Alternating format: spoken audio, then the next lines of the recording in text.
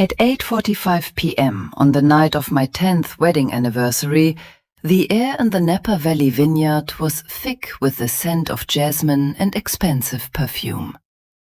My wife, Vanessa, stood on the raised dais, glowing in a Vera Wang gown that cost more than my first car. She had the microphone with a practiced elegance, her eyes shimmering with tears that I knew were performed for the Instagram livestream. "To Elias," she said, her voice trembling slightly, "the rock of this family, the man who makes all our dreams possible. We are nothing without you." The crowd of 200 guests, mostly her friends, her family, and the hangers-on from her charity foundation, applauded politely. I stood near the back, swirling the 2015 Cabernet in my glass. I didn't drink it. I just watched. I watched my mother-in-law, Sharon, whisper something to Vanessa's brother, Tyler, who snickered and adjusted his Rolex, a Rolex I had paid for. 10 minutes earlier, I had been in the wine cellar, checking the inventory for the caterer. The acoustics in old stone cellars are peculiar. They carry sound like a whisper gallery. I had heard Vanessa and Sharon in the hallway above. "He's exhausted, Mom. He wants to skip the after-party," Vanessa had complained. "Let him sleep, darling," Sharon had scoffed. "As long as the black card swipes, who cares if the ATM is tired? Just make sure he signs the check for the lake house renovation before he passes out." "He's such a bore," Vanessa had sighed, "but a useful bore." A useful bore. Drop a comment and let me know where you're listening from. Have you ever realized you were just a utility to the people you loved? I'd love to hear your story. I didn't storm the stage. I didn't flip the tables. I simply set my wine glass down on a passing waiter's tray. I checked my watch. 8:52 p.m. The sun had set. The darkness was my cover. I walked out of the vineyard pavilion, past the valet stand where my Tesla Plaid was parked. I didn't take the car. It had a tracker, and Vanessa had access to the app. Instead, I walked a mile down the private road to the highway and called a black car service. My phone buzzed in my pocket. A text from Vanessa. "Where are you? Cake cutting is in 5. I powered the phone off. I wasn't a husband leaving a party. I was a structural engineer, recognizing that the building was condemned. You don't renovate a structure with a rotten foundation. You demolish it. I checked into the St. Regis in San Francisco just before midnight. The room was cold, modern, and blissfully quiet. I sat at the glass desk and opened my laptop. I am the lead architect for one of the largest firms on the West Coast. My life is built on precision, on calculating load paths and stress fractures. For a decade, I had applied this logic to skyscrapers, but I had ignored the structural integrity of my own marriage. I had allowed emotion to cloud the data. Not tonight. I opened the master financial file. I had named it the Harrington Protocol, named after Vanessa's family. I had always tracked the spending, it was my nature, but I had justified it as the cost of love. Now, viewing it through the lens of useful bore, the spreadsheet looked different. It looked like embezzlement. Let's look at the overhead. Vanessa's art foundation. It had 0 employees and held 1 gala a year. Monthly operating cost, $12,000. It was essentially a slush fund for her lunches at the French Laundry and her spa weekends in Ojai. Tyler, her brother, Listed as a consultant for my private holding company. Salary, $85,000 a year. His job description? Vague. His actual output? Zero. He was a professional surfer who had never won a competition. Sharon and Bob, the in-laws. Their condo in Scottsdale? My mortgage. Their country club dues? My auto pay. Their medical insurance? My premium plan. Total monthly hemorrhage, $24,500. I sat back in the ergonomic chair. For 10 years, I had convinced myself that this was what providers did. We carried the load. But a load implies a destination. We weren't going anywhere. I was just the engine running on a treadmill, powering their lifestyle while I stayed stationary. I opened the banking portal. It was 12:01 a.m., technically the day after our anniversary. The contract was up. I started with the credit cards.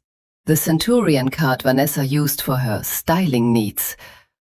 Frozen. The supplementary cards for Tyler and Sharon. Cancelled. Reported as lost stolen to prevent immediate reactivation. I moved to the joint checking account. It held $140,000, liquid cash, intended for the lake house renovation Sharon wanted. I transferred the entire balance to a new, private account at a different bank I had opened 3 years ago for emergencies. This was an emergency. Then the coup de grâce, the house in Pacific Heights.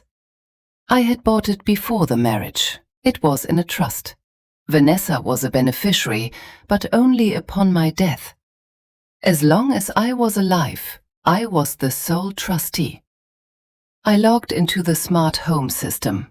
I changed the master code. I locked the electronic gates. I disabled the garage openers.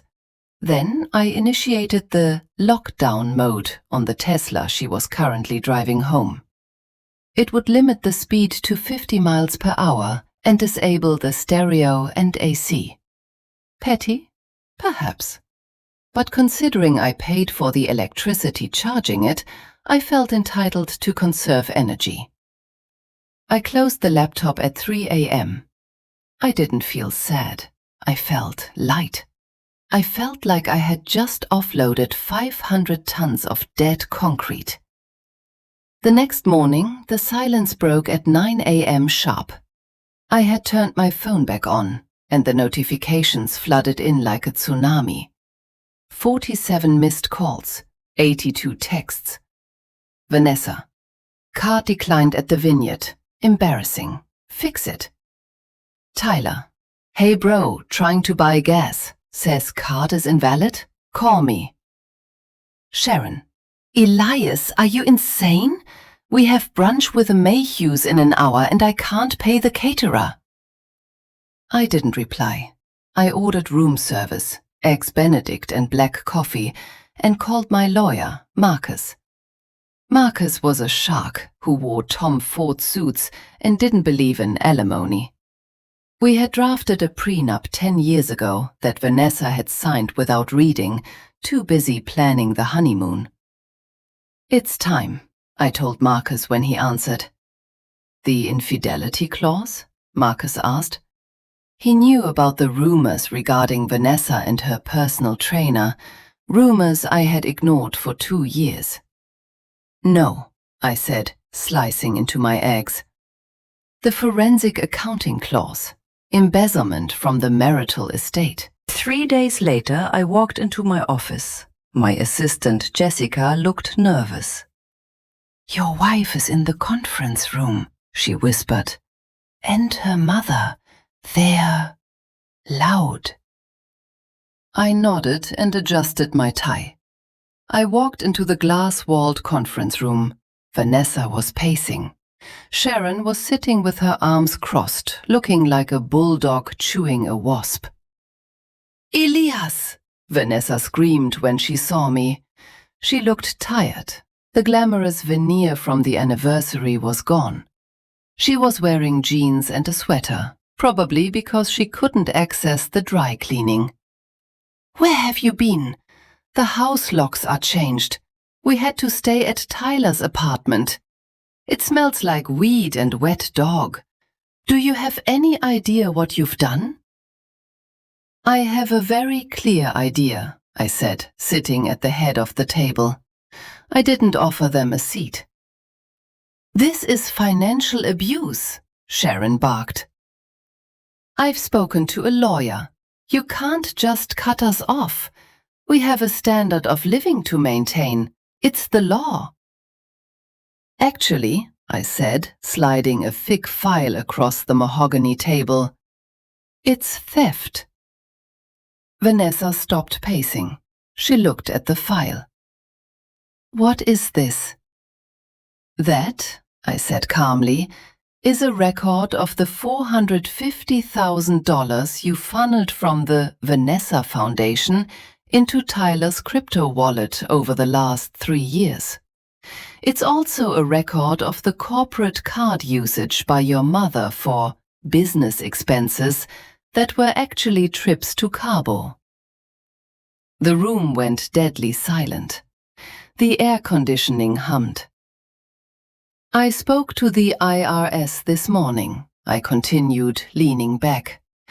"They are very interested in the tax-exempt status of a charity that exists solely to buy Balenciaga bags." Vanessa's face went pale. "You wouldn't." "I haven't submitted the file yet," I said, "but here is the offer. You sign the divorce papers today. You waive spousal support. You vacate the Pacific Heights house immediately. And you, Sharon and Tyler, you sign a repayment plan for the unauthorized funds." "And if we don't?" Sharon challenged, though her voice wavered. "Then I press send," I said, tapping my phone on the table. "And useful bore becomes the star witness in your tax fraud trial." Vanessa looked at her mother. She looked at the file. She looked at me, searching for the man who used to apologize for working late, the man who bought her forgiveness with diamonds. He wasn't there. "Give me the pen," Vanessa whispered. I watched her sign. Her hand shook. It was the demolition of a decade, signed in blue ink. When they left, escorted by security, I stood by the window looking out over the San Francisco skyline. I saw the Transamerica Pyramid, a marvel of structural engineering. It stands because it narrows at the top, shedding weight to reach the sky. I picked up my phone and opened the banking app.